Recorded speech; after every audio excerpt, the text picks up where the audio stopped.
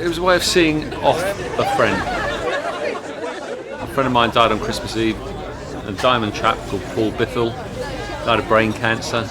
I decided I'd undertake a cycle ride to raise some money for Macmillan.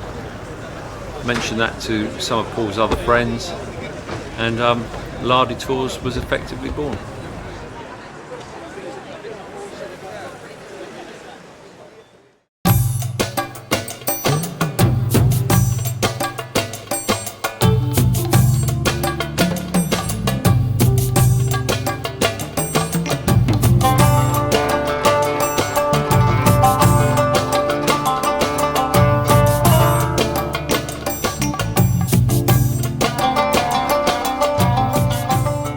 Got 27 people taking part in this. Will end up with 27 different reasons for, putting yourself through 250 miles cycle ride. It just hit me that could have happened to my husband or my brothers or my father. And although this is quite a challenge, it's an achievable challenge, I feel. So that's why I wanted to become part of it. I think the worthwhile reason for coming, it's two reasons. One is the memory of Paul Bithell, but the second reason really is to raise money and awareness for Macmillan Cancer Relief, which is an organisation which professionally I've come across and give great support to sufferers of cancer and to their families and friends.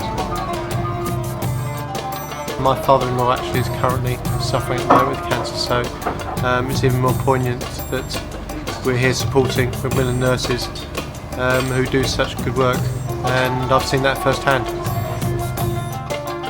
The Lardies have set themselves a rather extraordinary challenge: to travel to Egypt and over 5 days undertake a 250-mile cycle ride following the River Nile. Starting in Esna, their route will take them south to the Aswan Dam and then back up the other side of the river to finish in Luxor at Karnak Temple.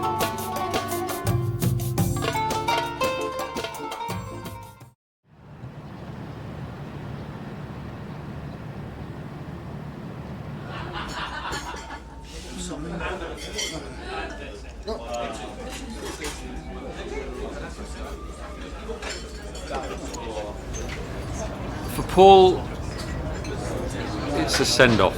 For me, I can draw a line and say, look, he was a very good friend. There were a group of us who were very close, and we've given him a send-off. We had a number of Lardies tours when he was ill, and we went various places. We went to Dublin, we went skiing, we went to Amsterdam, and he was always up for a laugh. He would have loved this. He would have given his eye teeth to come on something like this.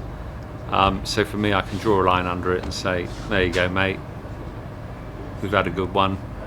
Raise my glass at the end of it, and get on with things. Well, I was one of the original Lardies, so I knew Paul Bithell extremely well, and we had many a good night playing cards and socialising, and obviously when he passed away, it was a very easy decision to agree to do something in his memory. In May, end of May, I attended a golf day that I was invited to by a client of mine, and it was being run by the Lardies. And I had known Sean for 20 years, and it had been exactly a year since I had a major operation for cancer, and I just felt, and I just got my second all clear, second 6 monthly all clear from the cancer. So I just felt it was something worthwhile to do. And I spoke to Helen, my partner. She took 2 days to come up with a yes. And then from that, I managed to talk 4 other nuts into doing this. And at this moment, we are nuts. Okay, well, let's leave the fundraising to one side because I think that's fairly obvious. Why is it a worthwhile project? Because it brings all sorts of different people together doing something that they don't normally do. I've spent many days since January when I first signed up talking to people and doing things I wouldn't normally do, which I think is extremely good for you. I've packed bags at Marks and Spencer's, I've done presentations to Rotary clubs, I've been to my kids' school and done presentations. I've done all sorts of things that I wouldn't normally do, and I've met all sorts of people that I wouldn't normally meet, and it's been great because it takes you right out your comfort zone. just being here, there's a sense of achievement. It's been talked about for such a long time, and suddenly you're here.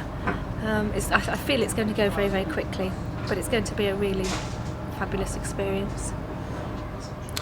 Well, I think at times when we've wanted to stop the training or stop in mid-flow when it's got too hard, it's sort of, that almost looking up to the heavens and saying, all right, Paul, we'll keep going.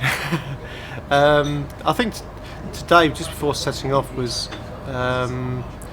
was a funny, strange experience, because it sort of brought it back home that we was here to support the good work that Paul had done in supporting Macmillan nurses, but it just felt that he was with us as well today, looking on and wishing us well and being there with us.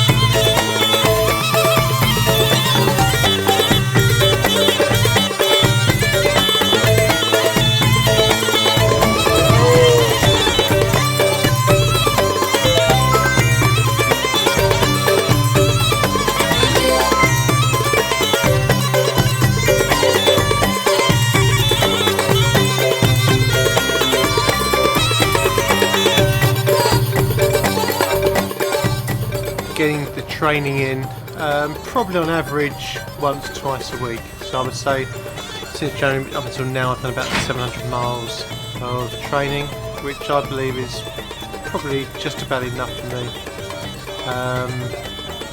You can always do more. I actually thought I'd done enough. I thought I'd done over 400 miles on the bike. I haven't ridden a bike for 30 years, 25 years. We bought a bike, Helen and I bought new bikes, and I felt I'd done enough, but I obviously haven't. At the end of day one, I knew I hadn't done enough, and the only thing that's carrying me through is the determination to get through it. I hurt really bad today. I didn't push it too much today, and I don't think that is what one has to do, really. I think it's not a question of a race, it's a team effort, and I think everybody's going to be pulling together, and I think that was evident today in the way that some folks were riding.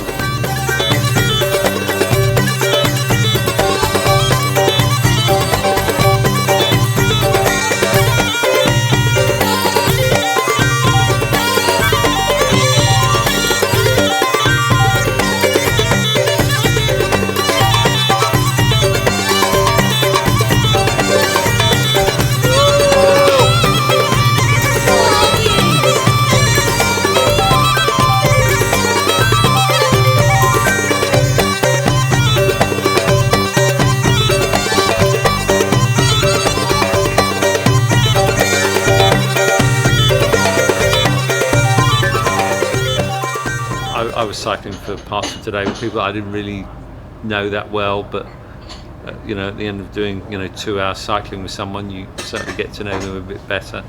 and rounds of applause for people when they've finished what for some people was very hard work. Other people having huge cramps, thinking they were going to get back on the bus, and they refused to and carried on. There's some very brave and courageous people out there. So I said to my wife before we came away, no matter how hard it gets, no matter how difficult it is, if Paul could come back and experience that, he would do. He'd want to. So no matter how difficult it is, you have to remember that there's always people worse off. Everybody helped everybody. I was carried through the Friday, painful day, painful, long, hard day. I was carried through by Matt, who was not well himself, but he was still there for me. And yesterday I helped Helen, who was very ill with diarrhea and sick, but she wouldn't stop.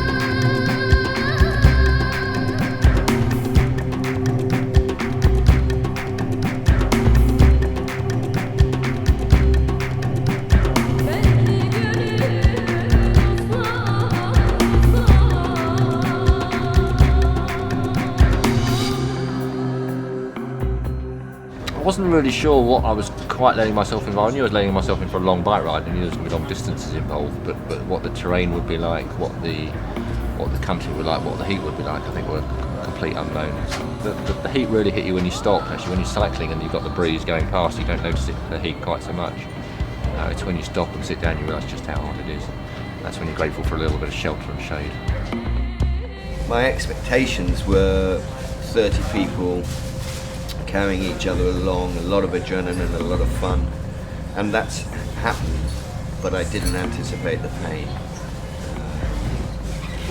The heat and everything that drives you down. But it has been one of the most fulfilling and humbling 4 days that I've ever spent in my life. My training consisted of going out for 30 miles on a Sunday. I didn't think I could get on a bike every day for 5 days and do between, the mileage that we've done. We got to the point at the end when we were getting to Luxor where we were going, hey, it's only another 20 miles. In a normal circumstance at home, I'd think 20 miles was a big deal,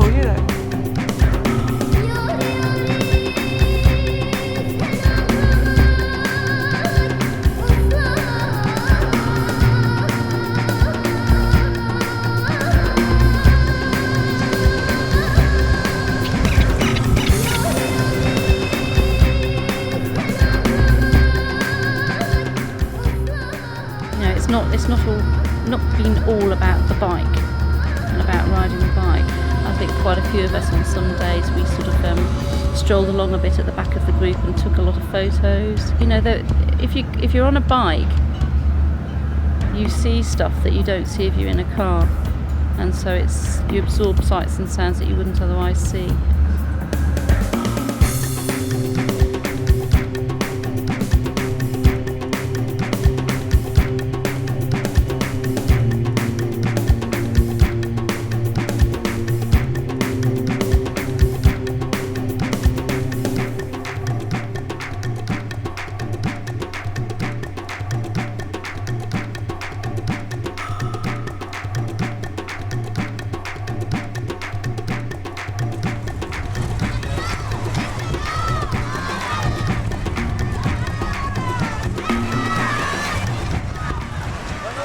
sights in the villages, the children waving hello, shouting from every nook and cranny you could think of.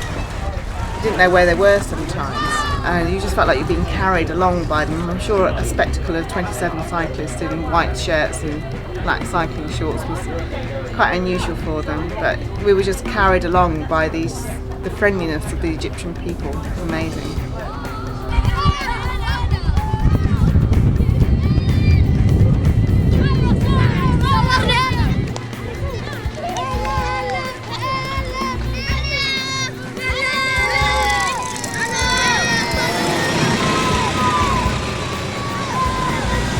I don't think anything can prepare you for the fact of riding through a village and then having maybe 50 kids shouting hello at you and waving, and you waving back. You know, even people in fields, they will run from the fields of what they're doing to come over and say hello to you. It's just, you know, it's quite humbling, really.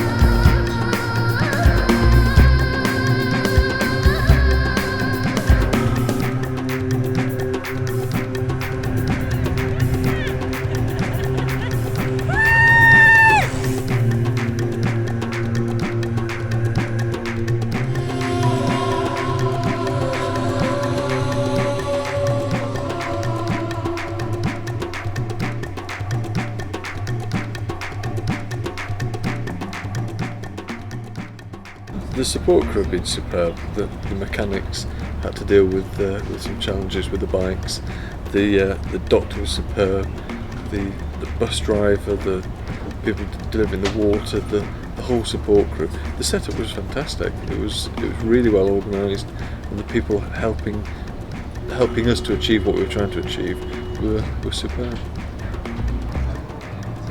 The backup is just unbelievable. No sooner as somebody had a problem and someone's been there to rectify it, you know, you couldn't ask for much better than that.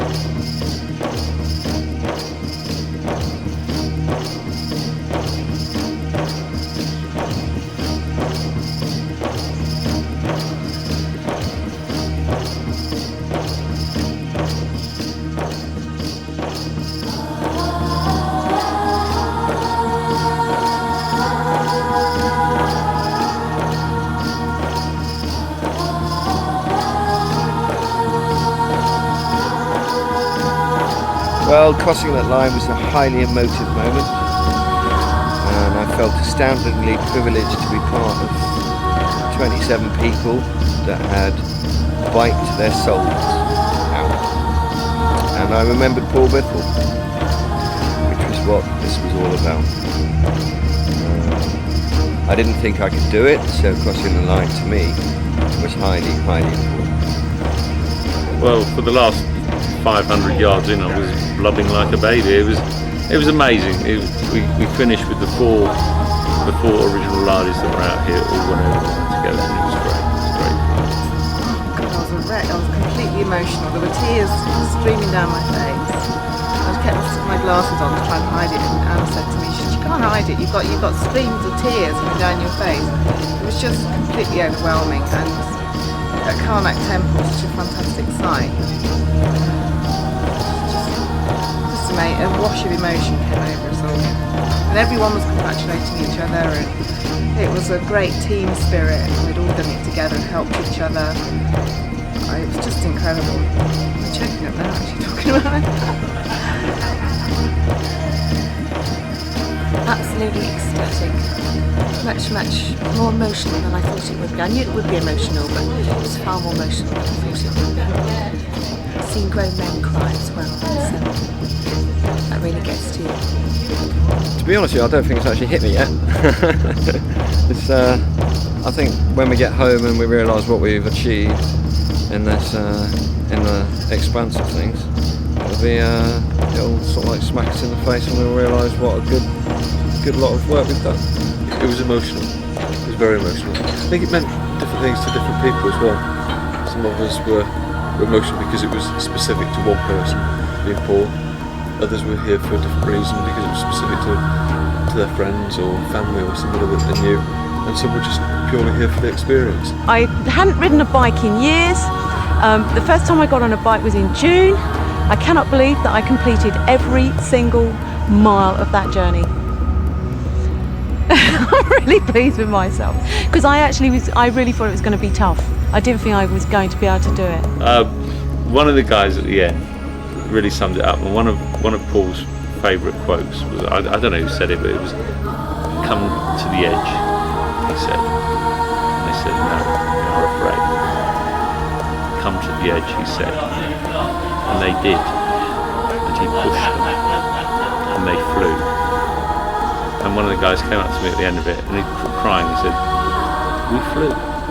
And at the end of the week, the folk who took part in it, we went to the edge, and for that time we flew, and it was fantastic.